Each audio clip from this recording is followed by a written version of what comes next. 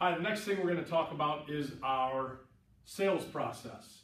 And when we talk about sales process, this is a process for any type of sales. Be it cell phone sales, which we're going to be involved in, be it car sales, be it fast food sales. There's always a process in every sales transaction that you're going to do. So it could be walking into Best Buy, it could be walking to McDonald's and asking, do you want medium or large or whatever, but there is a sales process involved in every sales transaction. So I want to go through with you how that transaction will work. And we have 6 steps that we use. The first step is greeting the customer. So greeting the customer should take place within 3 seconds of that customer walking into our door. Be it if you're with somebody or not with somebody. So if you're with a customer, it can be, welcome customer, we'll be with you as soon as possible. Notice I say as soon as possible instead of we'll be with you in a minute or we'll be with you in a second. Biggest problem there is so many times people will say, hi folks, we'll be with you in a second, and it's not. It's 20 minutes later. So let's be realistic and set the expectation of be with you as soon as possible. If you're not with a customer, so you're presently not busy, we should be walking towards that customer to greet them as they come in our door. So that's how our greet should take place, 3 seconds or 3 steps within the door for every transaction. And again, every customer is greeted, even if you're with somebody. In those cases that you're with somebody, continually go back to that customer. So folks, we're getting there. Again, I apologize. We'll be with you shortly. That type of thing to keep them engaged and in your store. Greeting is probably one of the most important things because they say it's about 3 to 7 seconds you have to win that customer over. So that customer decides within 3 to 7 seconds if they're going to buy at your location. And I say, let's take a moment to kind of think back of any transactions you may have had that you walked in and instantly didn't get a good vibe from that salesperson and decided, I'm not going to buy, and ended up going somewhere else or leaving, or worse than that, wasting that person's time going through and gathering data and then leaving and buying somewhere else. So our greeting is ultra important to break that ice. Next, we talk about some type of a transition statement. And when I say that in a transition statement, again, we're looking for an icebreaker. It can be, how's your day today? Are you enjoying the weather? Talking to females, they love to talk about, oh, I love your purse, I love your earrings. Gentlemen, it can be something to the effect of a baseball hat they have on, if they have a Steelers hat or a Browns hat or whatever sports team it may be, a Buckeye hat. Bringing something up or getting them to talk about something other than what they're there for. So, how you doing today, folks? Great. You enjoying your day? How's everything been? It's our transition statement in that sense. Next is our discovery mode. Our discovery mode the step is where we're going to start asking questions relevant to what we want to know from that customer. Okay? The discovery mode, or the discovery step, is where you're going to spend the most time in this 6-step transaction. Okay? So the discovery mode is where you're going to spend your most time. I say to people, there is no right or wrong answer into how many questions you're going to ask in the discovery step.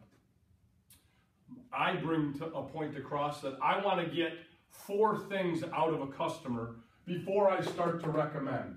So the big thing that we try to preach is don't discover and then recommend, and discover and recommend something else, and discover and recommend something else in bringing products.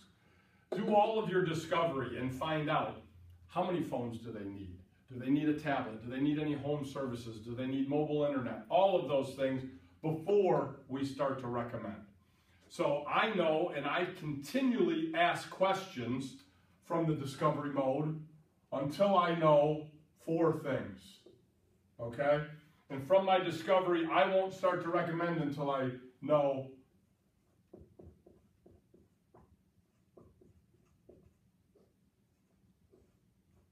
and I may have spelled that wrong, but are there any additional phones that they might be getting today? So obviously they'd come into our store wanting a phone for themselves or their son, their daughter, their husband, their wife, their boyfriend, their girlfriend. Can I get them to get 2 phones, 3 phones, 5 phones instead of just that one phone? Okay?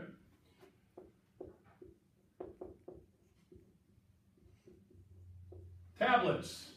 Right now, the largest area of growth in our industry. So I want to see, is there an opportunity to get this customer a tablet at this time as well?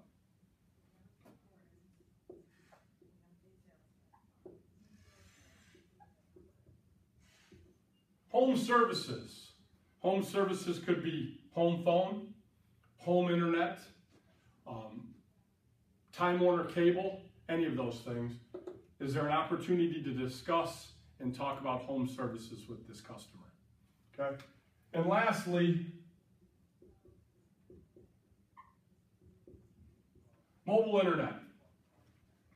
Is there a need and or want for mobile internet?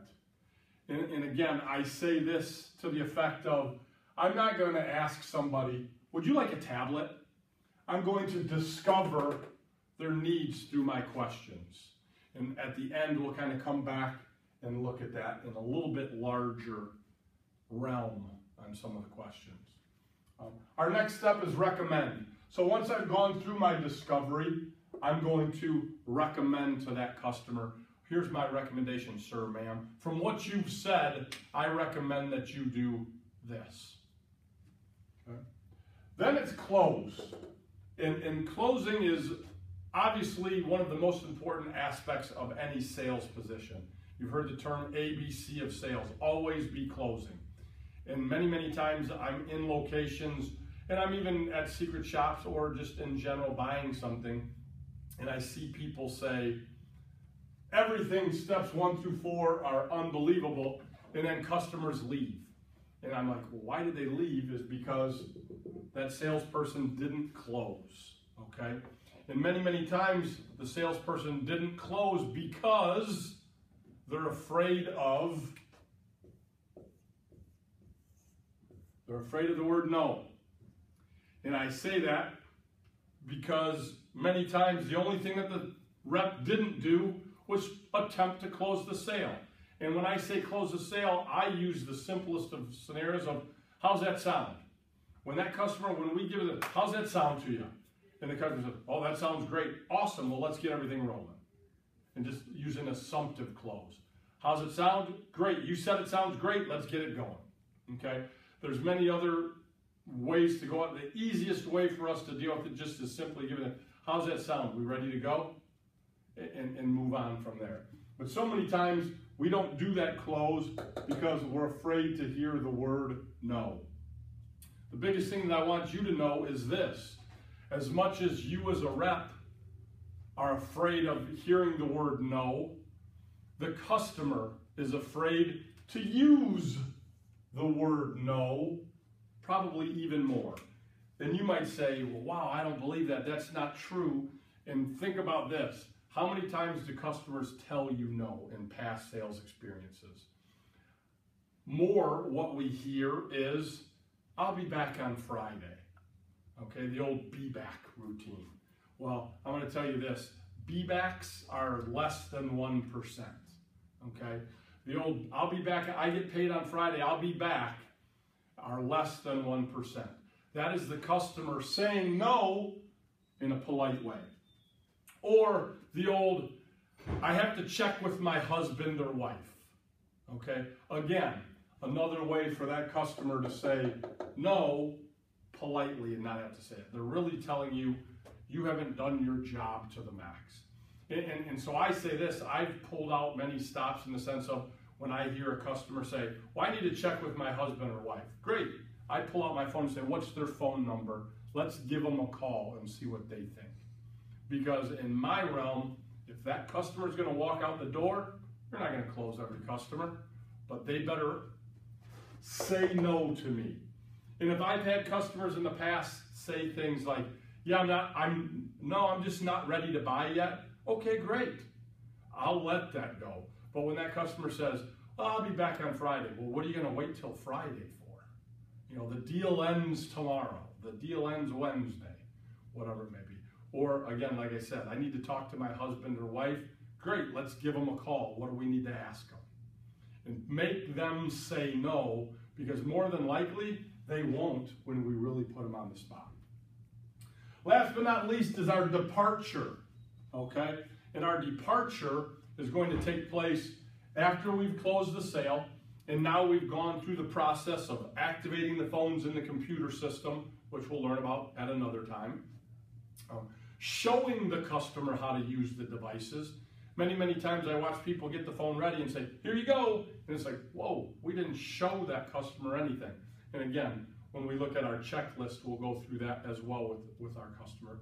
But at departure then, we've gone through all of those things. We've showed the customers how their phones work. We've set up their email and so on and so forth. And now we bag it up and come out from around the counter and walk that customer out the door. Hold the door open as they leave. And at this time, we have the ability to say thank you for your business, folks. Last but not least, I want you to know you may get surveyed by Verizon. It is a 2-question survey, and I need a 9 or a 10 on both of those questions, okay? So this way, in our departure, we're walking them out the door, we're holding the door open for them, and oh yeah, we're gonna remind them one more time about our Net Promoter Score, that survey that they may get surveyed by Verizon, 2-question survey, and we need a 9 or a 10. And if you can't give me a 9 or a 10 right now, sir, ma'am, let's fix it now before you leave. And from there, that's going to show and see our Net Promoter Scores increase through the roof.